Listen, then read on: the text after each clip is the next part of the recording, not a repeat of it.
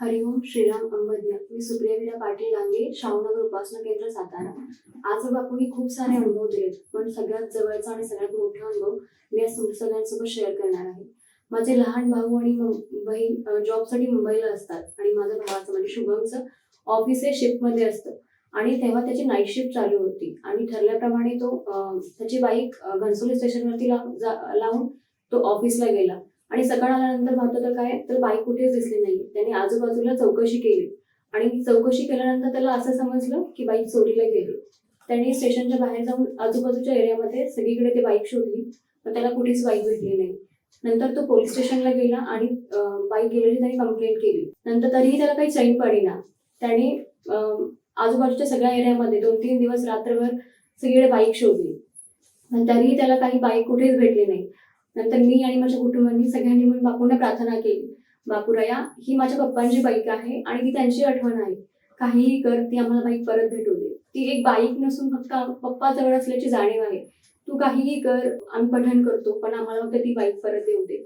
असं सांगून मी बापूंना म्हटलं, मी दररोज जोवर बाईक भेटत नाहीये तोवर दररोज मी 54 वेळा गोर कष्टोत्तरम स्तोत्र म्हणते आणि आजपासून मी पठण चालू करते.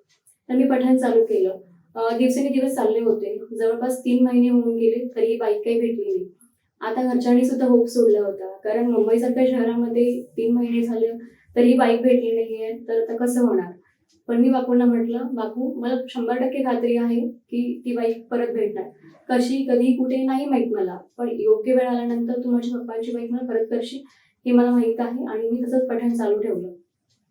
त्या दिवशी त्रिपुरारी पौर्णिमा होती, म्हणजे अनिरुद्ध पौर्णिमा होती आणि आम्ही आमच्या उपासना केंद्रामध्ये अनिरुद्ध चालीसाचं पठण ठेवलं होतं.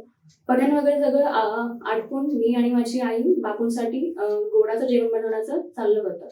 तेवढ्यात माझ्या भावाचा फोन आला. म्हणजे मी आणि माझी आई गावाकडे असतो आणि माझे भाऊ बहीण मुंबईला असतात. तर त्याने फोन केला. मी म्हटलं, बोल रे, काय म्हणतोस. तर तो रडतोही, म्हणजे हसतोही, त्याला सुचेनाच काय बोलायचं नक्की. आम्हाला टेन्शन आलं, मला आणि आईला, की नक्की याला सांगायचं काय, हा एवढा का, म्हणजे आम्हालाही घाबरल्यासारखं झालं. नंतर तो म्हटला, दीदी आपल्या पप्पांची बाईक सापडली. म्हणजे त्याला अक्षरशः ना ते नीट बोलता येत नव्हतं की आपल्या पप्पांची बाईक सापडली, तुझा विश्वास खरा ठरला. तू म्हटलीस ना की बाबू आहे, आपली बाईक योग्य वेळानंतर भेटेल. बापूनं फक्त अंबाजने म्हटलं. मी आणि माझ्या आईने आशीर्वाद घेतले. म्हणजे बापूंची लीला कशी बघा ना. त्रिपुरारी पौर्णिमेला आपण सगळे बापूकडे जातो, त्याच्यासाठी करतो, पण त्याने माझ्यासाठी केलं आणि ती बाईक भेटली असं नाही वाटलं. ती पप्पा आम्हाला परत भेटले ह्याची जाणीव झाली. आणि इव्हन ज्यांना आम्ही सांगितलं की बाबा 3 महिन्यानंतर आमच्या पप्पांची बाईक भेटले, ते लोकांनाही विश्वास पडला नाही. कारण मुंबईसारख्या शहरामध्ये आणि तेव्हा असं नव्हतं की एक बाईक गेली होती. तिथल्या बाईक बऱ्याच, म्हणजे बल्कमध्ये बाईक गेल्या होत्या. 4-5 बाईक तिथून चोरी झाल्या होत्या. पण सगळ्यांनाही विश्वास पडला नाही. पण बापूने जे केलं ना, माझे पप्पा परत दिलं, सगळं झालं ते.